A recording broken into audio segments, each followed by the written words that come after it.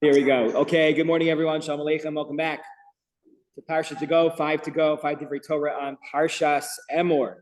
The amazing word of the Parshas Emor. Emor is really the Parshas HaMoadim. We have three Parshios, which are the Parshios in our Torah that talk about the Yamim Tovim.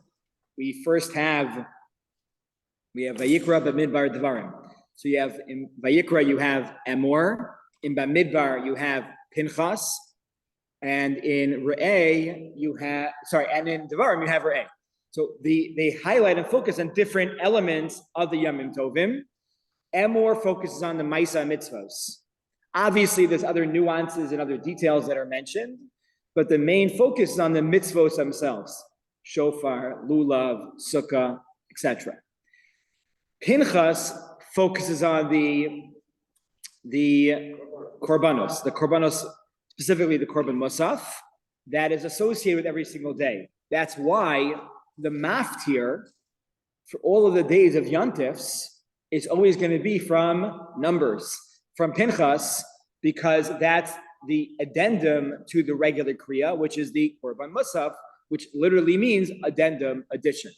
Re'eh does not talk about all the Yamim Tovim. Rosh Hashanah and Yom Kippur are not mentioned there, because Re'eh focuses on the mitzvah of Aliyah L'Regel, the role of Aliyah L'Regel and going to the Beis HaMikdash during the times of the Shlosh Regalim, Pesach, Shavuos, and Sukkot. That is really the latter part of our Parsha. The beginning of our Parsha is very thematic to the Sefer Vayikra in general, where it talks about the Kohanim, what the Kohanim can do, who is a valid Kohen who can serve in the Beis HaMikdash. The Kohen gets an injury, what type of injury keeps him out forever, short time, long term. Kohanim kedei b'mitame, korbanos by extension, if they have a mum, they have a blemish. How similar is that to the Kohanim? That is really the crux of our parsha. Those two themes. There's a story at the end of our parsha also, which deals with the Makalel, which is an addendum, I would say, to our connects to the parsha. Maybe we will get there towards the end. I want to begin with Shavuos. So the Torah tells us that when it comes to right after Pesach, on the second day of Pesach, we begin counting. We have a mitzvah called Sfiras HaOmer, where we begin counting. I'm just going to pull up the psukim. Usvartem lachem mimacharas haShabbos. You begin counting from the second day of Shabbos, which really refers to the second day after Pesach. Miyom haviachem es omer tnufa sheva Shabbosos timos tiyena, and you shall count for 7 full weeks. We are very much in the middle of Sfiras HaOmer right now. Sfiras HaOmer is a positive time. The Ramban writes here in Emor that Sfiras HaOmer should be treated like Chol HaMoed. That doesn't mean you need to go to a petting zoo every single day of Sfiras HaOmer. Wouldn't be a bad idea, I don't know. But what it means is that really the days of Pesach and Shavuos are really connected. It's really one long holiday. I just called it Shlosh Regalim, but the Ramban would say it's two sides of the same coin. It's the Geula, and it's what is the purpose of Geula. Geula, we left Egypt for what? We don't become free for no reason. For what purpose? To receive the Torah. And the psukim go on to explain what happens with the Korban HaOmer, etc. Then the Torah tells us, "Ukratzem be'etzam hayom hazeh mikra kodesh." You shall call out on that day, and that day shall be holy. And that day we call Shavuos. Now it's a funny name. It's called Weeks, right? That's what it's essentially called, the holiday of the weeks, which I guess makes sense because we are counting weeks. We're counting days and we're counting weeks. There are minority opinions that say that really they're two separate mitzvos regarding counting. There's one to count the day and one to count the week. For example, if one counted today is the 21st day of the Omer, but then did not say, and it is also 3 weeks of the Omer, you might have lost part of your mitzvah, because that's the first day of the third week. You might have lost part of your mitzvah, in which you can only count, maybe not even the bracha, maybe, but you can only count, maybe moving forward, just the dates. Perhaps, according to some Rishon. But Rabbi Fran from Simcha Zisselbroid asked the following question.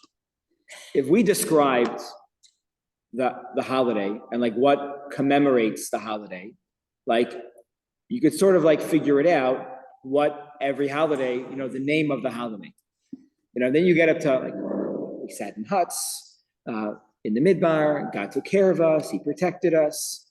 Okay, so Sukkot makes sense. Okay, maybe it should be called Ananei Kavod. Okay, that's a fair debate. And you can go through every holiday. Oh, it's called lots. Oh, Haman tried to get us with the lots. V'nahafochu. Those lots ended up becoming his demise, not our demise. Therefore, we call it Purim. Great. Shavuos.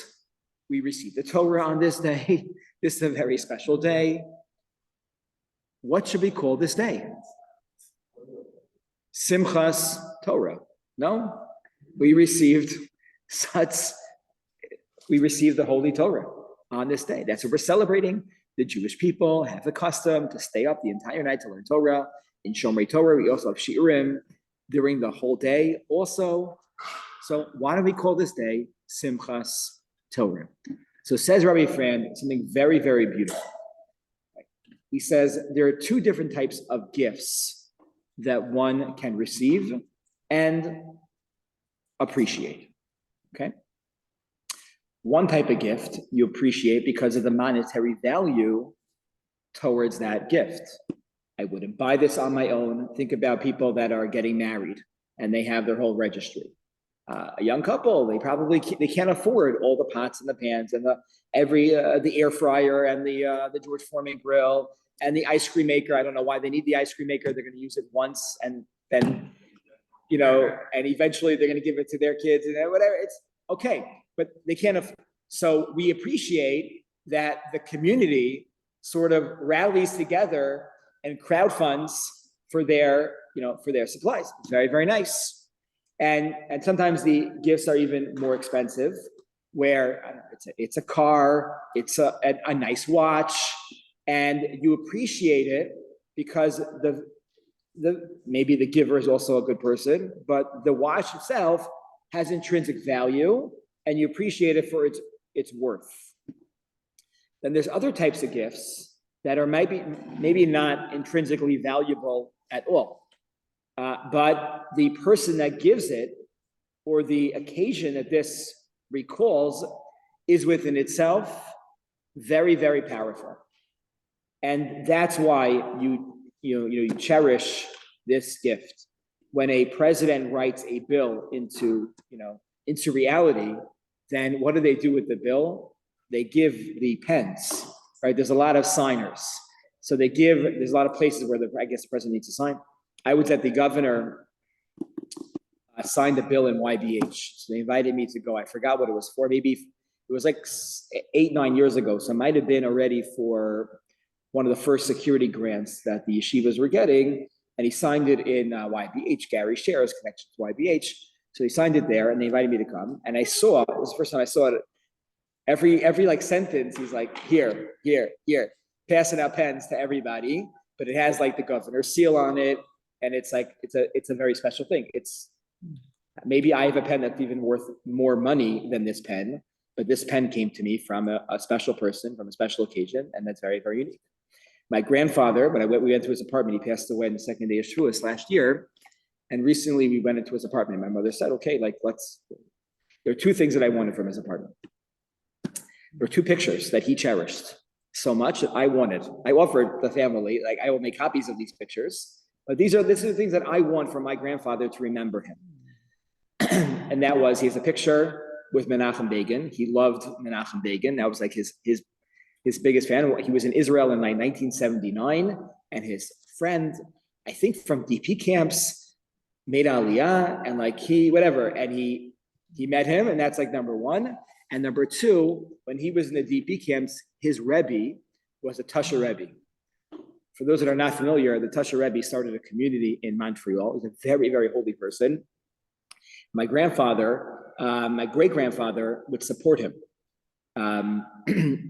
And he has one picture meeting Tasha Rebbe, and they knew each other when they were much younger and like in a completely different world in Austria, Linz. And those are two things that I have in my house right now in my study because they valuable. No, there's no, the truth is there's no, I can't put a number to that. It's sentimental, it's real. So says Rabbi Fran, there are 2 days on the calendar where we celebrate the Torah. Shavuos is called weeks because what does it really represent? The intrinsic value of the Torah itself. The Torah itself has both of these elements. It was given to us by the Ribbono Shel Olam. It's something special within itself that was only given to Klal Yisrael, to the Jewish people. Secondly, it was given to us by, and the Torah itself has value. It's holy. It's spiritual. The way we treat the Torah itself has intrinsic value. And I'm not talking about how much it costs to write the Torah, but the Torah itself has value. He says on Shavuos, we celebrate our work. We needed to work hard to get towards the Torah, to build ourselves up internally and to grow each and every day, one day spiritually on each rung of the ladder of Sfiras Omer to get there. And that's why the holiday is called Shavuos, because it represents the value of the intrinsic value of the Torah itself. That's why, what do? We show its value by studying it, learning it the entire holiday. That's what we do. On Simchas Torah, what do we celebrate? Not the value of the Torah itself and its mitzvos. We celebrate the relationship we have with Hashem. The fact that Hashem gave us the Torah. Wow, right? That the sentimental value to the Torah itself. It's lahavdil elef alfei avdalos. It's like Hashem gave each one of us a pen when he was writing the Torah. And he said, this is yours and it belongs to you. And we don't open it up. We don't open it, right? Okay, we read the end, we read the beginning, but that's not really the celebration of Simchas Torah. It is dancing with the Torah itself. The book is closed. There's a paroches on top of it. But we're celebrating the Torah itself, right? In brisker terms, the Soloveitchik dynasty created 2 terms. When we look at a halacha, we look at the chetza of the halacha, the object itself, or the gavra, the person itself. Some mitzvahs are focused more on one versus the other. And when it comes to the Torah, maybe this is really what we're celebrating. On Shavuos, it's the chetza, the Torah itself, the value of the Torah itself. And on Simchas Torah, we're celebrating the gavra, Kadosh Baruch Hu, Kivyachol, giving us the Torah. Yeah, Yassi. When the Jews left Mitzrayim and they had the Pesach, then they were planting wheat and barley. So how were they counting the Omer? How were they counting the Omer? How are we counting the Omer?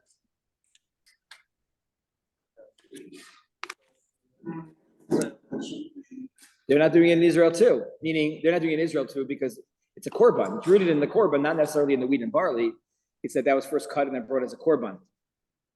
So that's actually, it gets onto a big discussion today about what happens when it's post or pre, in your question, Mikdash, Mishkan, where we don't have this korban. Is Sfiras Omer rabbinic or biblical? Based on what your argument, Yassi, is that it's rabbinic, because since there's no korban to kickstart the Omer season, then it should be rabbinic in nature. And that's what the Rambam says. The Rambam says what we're doing today is a Zecher L'Mikdash. And that's why the minhag is, right after we say, Hayom Yom, Shlosha Shavuos LaOmer, Harachaman Yachazir Lanu, Avodas Beis HaMikdash, B'mheira, B'mkoma, B'mheira Menu, Amen Selah. Why do we say that? To recognize that we're not doing it fully. In fact, that Harachaman, I believe, comes from the Bali Tosfos. That's not something that was added later by Art Scroll or by a later commentary. I believe already the Rishonim say, since it's Zecher L'Mikdash, we need to show that something is missing. However, the majority of Rishonim disagree with the Rambam. And they say that it's a mitzvah d'oraisa, that you're right, it gets kick-started. But that day, even if it doesn't come, crop isn't good, let's say. Let's say it's a bad year. It never happened. The miracle of the Beis Hamikdash was it never happened, that it was bad crop. The Mishnah says that. But theoretically, if there was a bad crop, we would still count Mimachar Hashabbos. Why? Miyom Haviyachar. From the day when you would bring the korban. So it's linked, but it's not necessarily linked. But almost to account for times when we wouldn't have the Beis Hamikdash. Okay, great question. Okay.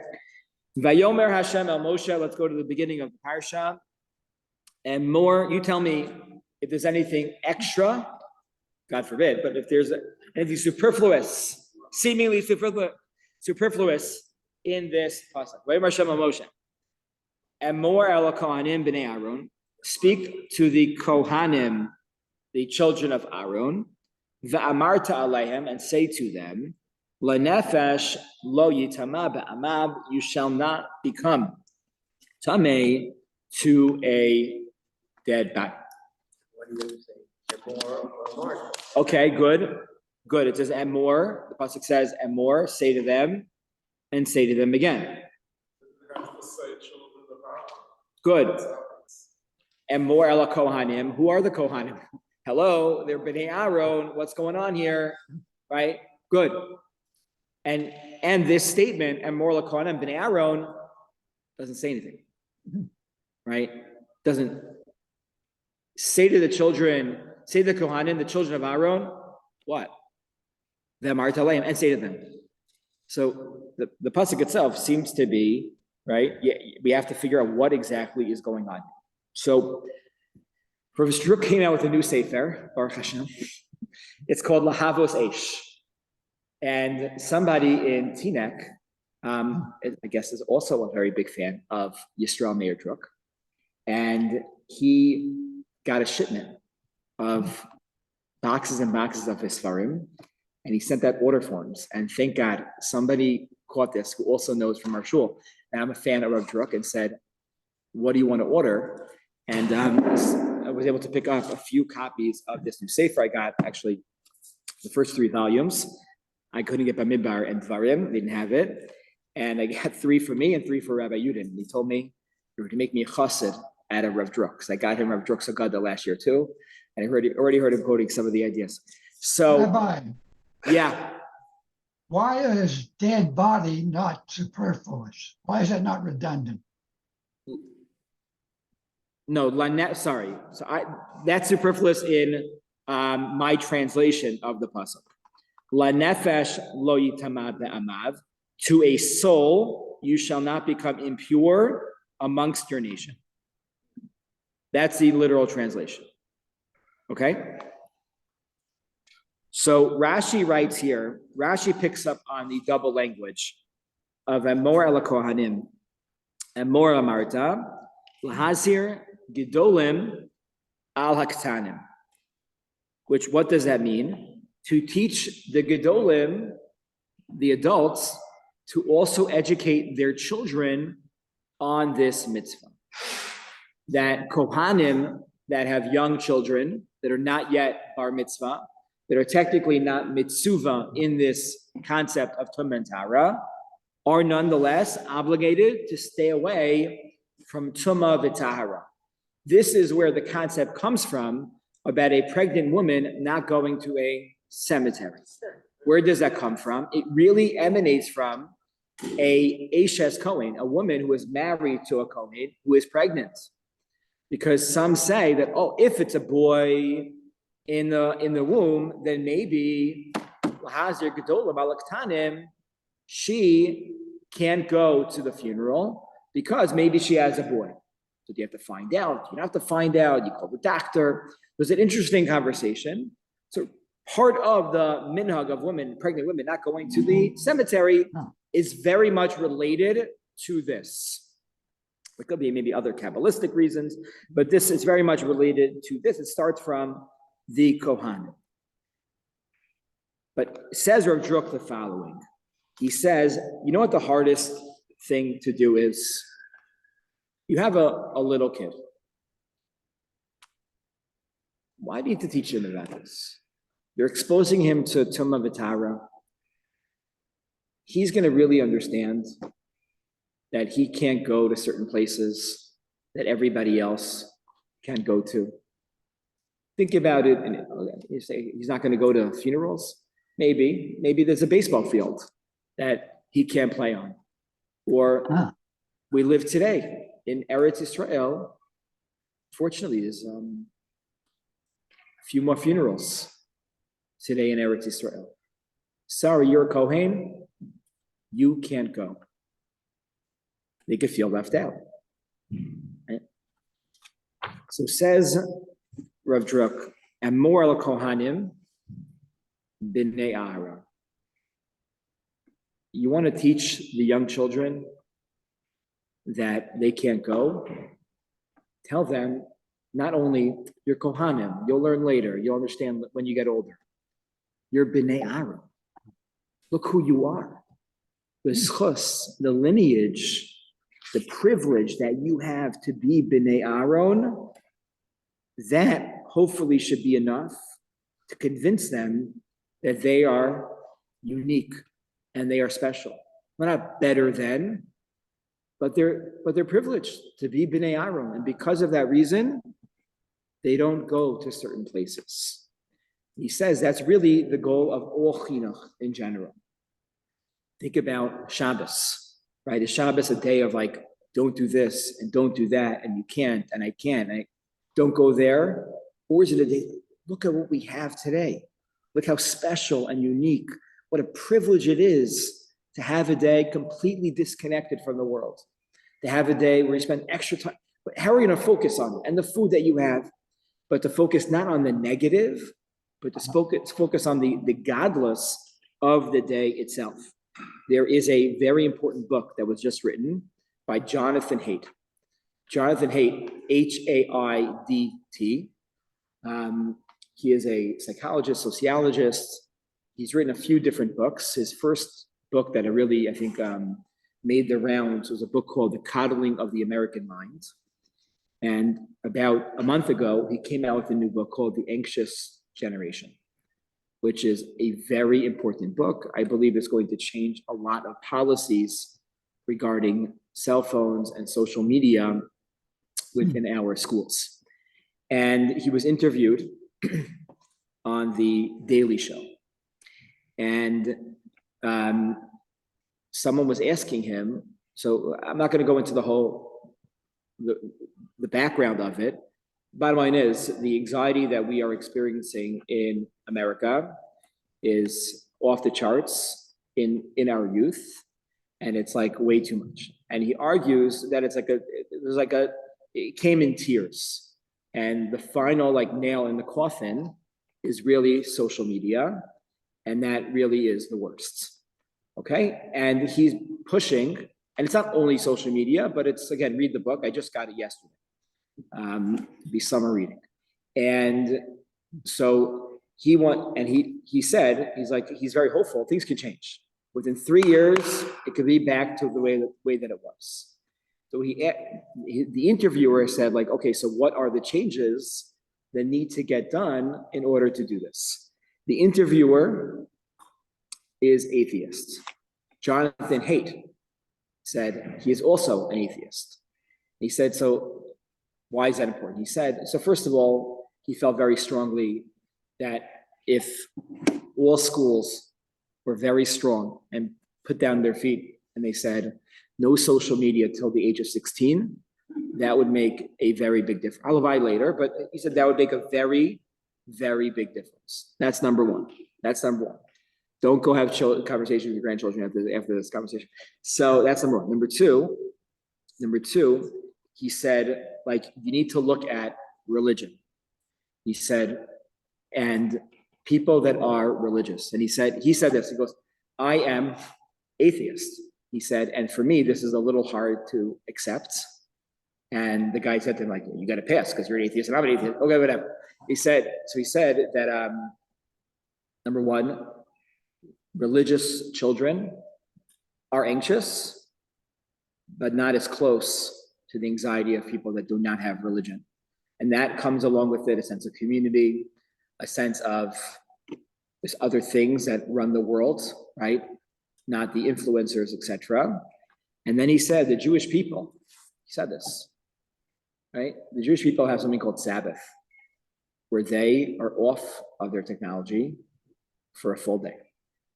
And it really works. It really works, right? And that's a privilege, right? And Mor Kohanim B'nei Aaron. We are all B'nei Aaron. To emphasize those elements that it's such a schus, such a privilege is so important. In fact, the Mishnah says, this week's Mishnah, Pirkei Avos this week is Perek Gimel. The Mishnah says, the truth is we say this Mishnah, it's very haunting. I've been to only a few funerals in Israel, I guess where I was up close. And the things are done very differently there. Obviously, you're not buried in a casket. Army funerals, they're buried in a casket for other reasons, but regular funerals, not buried in a casket. And the head of the Chevra Kadisha follows the mace, and he recites the Mishnah, the third parak, Mishnah Aleph, in Pirkei Avos, and recites it over and over again. Akavia b'mahalel omer. Histakel b'shlosh dvarim v'ein ata bali de avera. You should look into three things, and you will never come to sin. Dan da me'ayin bata. Look at where you came from.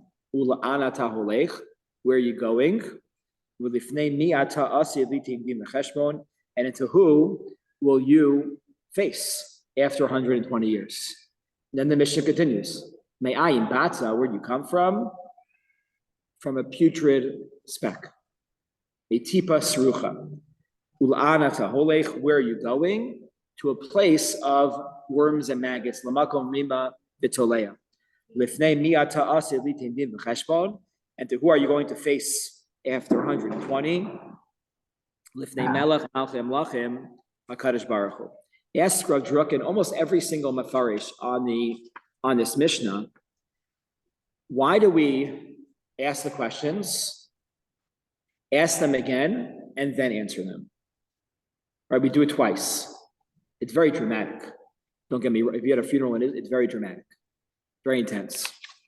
And he says because there's two ways to experience the world. One way to experience the world is I get to. Things are a privilege. I have the opportunity to. I'm lucky. And that's why they're just asked. Me ayin batza. Ayin batza. Wow. I am a chelak. Where's my neshama comes from a Kadosh Baruch Hu. I'm part of Hashem's team. Ul'ana taholech, right?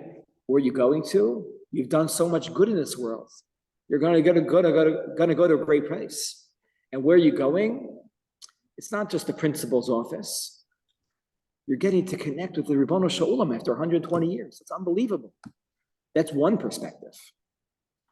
The other perspective is the negative perspective.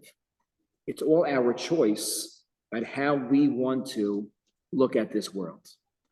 And that's really the two sides of the coin of this Mishnah, and really the emphasis here of this Mishnah, of the Pasuk. And more LaKohanim, what, but you say, no. The first thing you tell the Kohanim is, you are B'nei Avraham. We are B'nei Avraham, Yitzchak, Yaakov, Sarah, Rivka, Rachav, Leah. Wow, such a privilege. Okay. Next thought. Okay. This is beautiful. Okay. And more via Marta, same pasuk. And more LaKohanim B'nei Aaron. What does it mean to be a B'nei Aaron? What does it mean to be a B'nei Aaron? So the first approach we had was the privilege of to be one of the children and to be part of that Misorah, that tradition of B'nei Aaron. Says Rav Drucker did an additional answer. Aaron represented Ohev Shalom v'Rodev Shalom. He was somebody that was Ohev Es Habrios. He loved, my friend Michael here, right? loved every single person. He didn't want to see fighting. He got himself dirty. He got himself in the mud with other Jews, with other people, just for the sake of bringing them out, right? And he says that was the role of Aaron.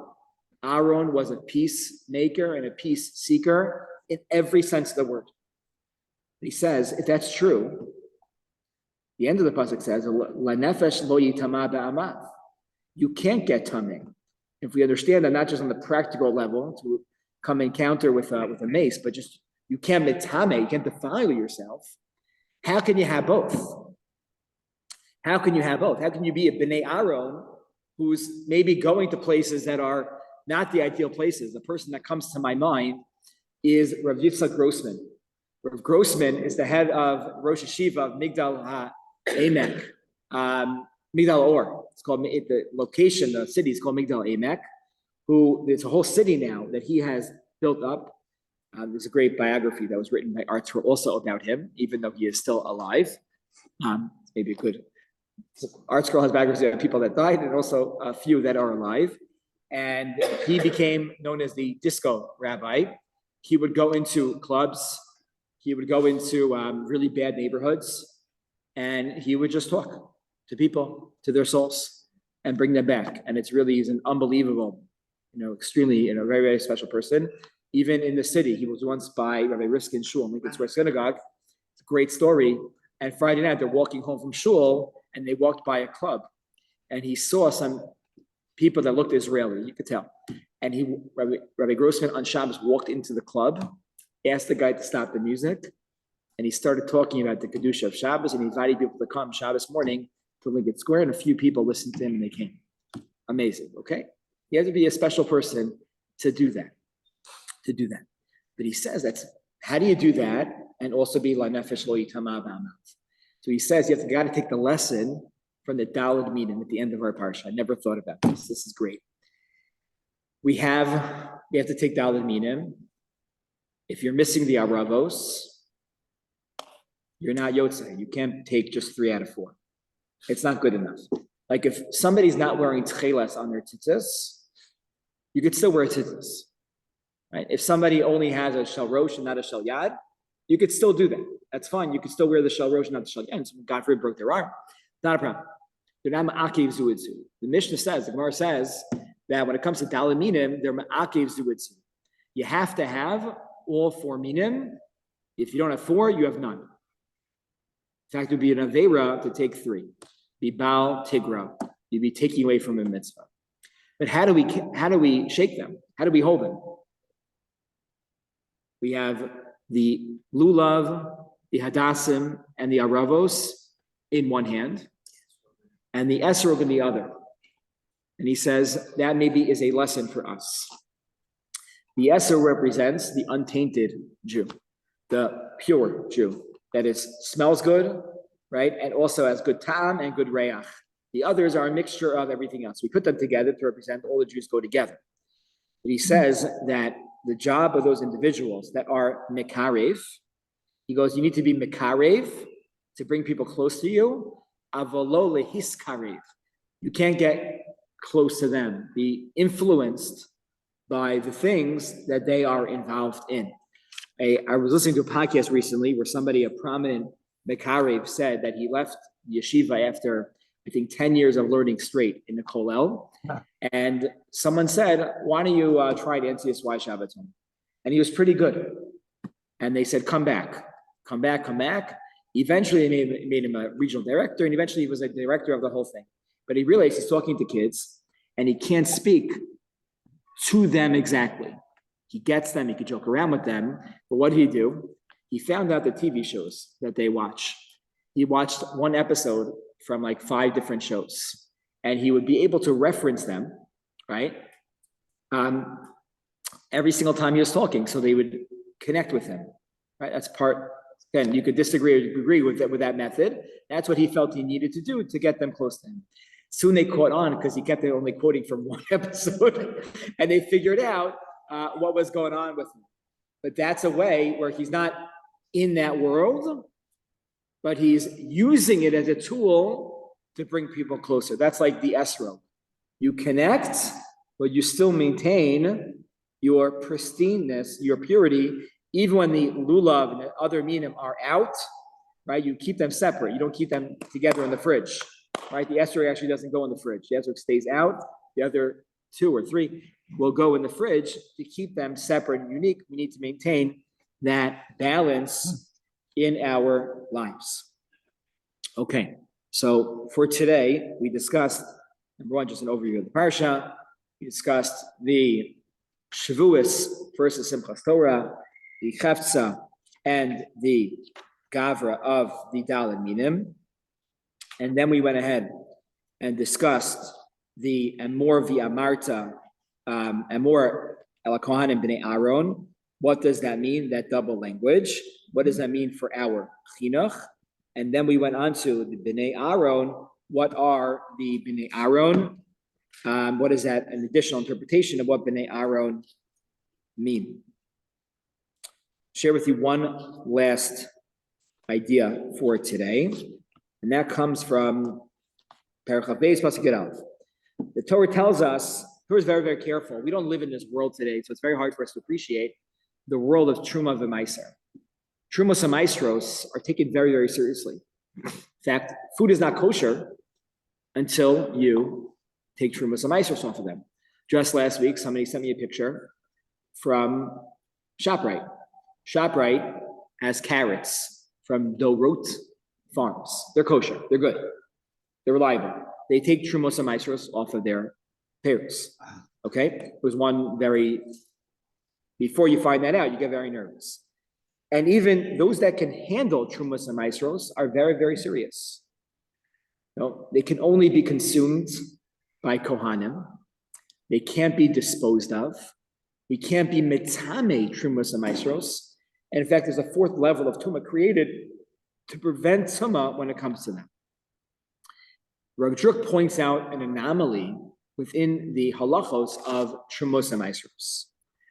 Who else can eat Trumos and Maestros? Avadim and Shvachos. If one is an Eved of a Kohen or a Shifcha of a Kohen, the Torah says, the Kohen ki yikne nefesh kinyan kaspo hu. If one acquires a soul, if one has an Eved, he's a kinyan kaspo, he belongs to him. Hu yochal bo, he can eat the food of Truma. The elite beso hem yochel belachmo. Even those that are born to the Eved and Shifcha sometimes can have children. Those children as well can eat the Truma. And it seems very, very strange. If we're taking this so seriously, we would say people that have not even a Jewish progeny, how can they, Eved Kanani, Shifcha Kananis, how can they eat this food? And you must see from here that what happens when one becomes an Eved or a Shifcha, you become connected to your master. You become an extension of your Adon, of your master himself or herself. It's a very powerful idea in the world of Avad. Halachically. But he says, this idea is so beautiful when it comes to our world of being Ovdei Hashem. The same is true. Our job is to try to become an Eved Hashem, a servant of Hashem. And what does that mean? One can get to a level of being a servant of Hashem and be misbatel and be part of Hashem to a certain degree. That Hashem says, you're my Eved, you can eat my Truma. You're connected to me on that level. And this is why the greatest appellation that we give for the greatest person that ever walked on this earth, Moshe Rabbeinu, what do we call him when he dies? Vayamas Moshe, Eved Hashem. Vayamas Moshe, Eved Hashem. That is the greatest, right, level and moniker that we can refer to Moshe Rabbeinu as an Eved Hashem. In fact, in Sfiras HaOmer, what does the word Omer mean? Sfiras, you're counting the Omer. We're not counting, as Yossi said beforehand, we're not counting the Omer. We're counting the days Sfira Meha Omer, the days from the Omer. Why is the mitzvah called Sfiras HaOmer? So the Ksav Kabbalah, Rav Yaakov Mecklenburg, who lived in the 1800s, he was very into Hebrew words and grammar, very medactic in language, similar to Rav Hirsch. They lived at the same time. I think they were friends and colleagues. He writes something very, very beautiful. He writes that, truth is, Parshas Emor, I'll tell you the background to where I heard this idea from. Parshas Emor was my Prabba Shabbos in Shomer Torah to become an assistant rabbi here. Okay, that was 2010. I think it was 2010. And part of the Prabba process was before Shabbos, you would try to meet with Rabbi Yudin. So for me, I was the third person to come. Two people came before me. And for me, it was relatively easy. I was learning Kola at NYU at the time. I came straight from the Kola to Fairlawn. So they asked me to meet with Rabbi Yudin. So I went up to his office in the Gluck building. And he asked me, what are you saying, Shabbos? So I mentioned actually an idea from Rav Hirsch about Sfiras HaOmer. Truth is, I also said a story over that I just gave to Abigail, that Abigail said in front of all of her whole school last week. So I still had it in my notes. So I said over whatever idea I mentioned to Rabbi Yudin, and he goes, you have to quote the Ksav Kabbalah. So this is the Ksav Kabbalah. He said, you have to mention, I did not mention it, I didn't add it to the drasha, but it's an amazing idea. What does the word Omer mean? Ayin Memresh. Later on in Parshas Kitetse, we talk about kidnapping. There's a halacha that if somebody kidnaps somebody, gonev ish umecharo, if somebody kidnaps somebody, you are chayiv misa, that gets the death penalty. The pasuk says like this, it's not just to kidnap someone, the his amer bo. Hey tough, his amer, ayin memresh. If you make them into your servant, you use them, you utilize them for a servant. If you do that, then you're chayiv misa. That needs that element. So says the Ksav Kabbalah, what does it mean, Sfiras HaOmer? What are we doing during Sfiras HaOmer? We are transferring our ownership. We began this time period as being Avadim Hayinu L'Paro V'Mitzrayim. We were slaves unto Paro in Egypt. And during Sfiras HaOmer, what does it mean? The counting of the days of ownership. The days of, we're transferring that to becoming Uvdei Hashem. Having the privilege to serve Hashem. Having the privilege to have the Torah itself. To be the Bnei Aaron in the broadest sense. That is the idea here. It's baked into the halacha of real avadim and real shvachos. This concept that just like they can eat truma, we can be part of Hashem's world. We can be part of Kadosh Baruch Hu in a very, very real way, just like the avadim and shvachos. So with that, wish everybody a wonderful Shabbos.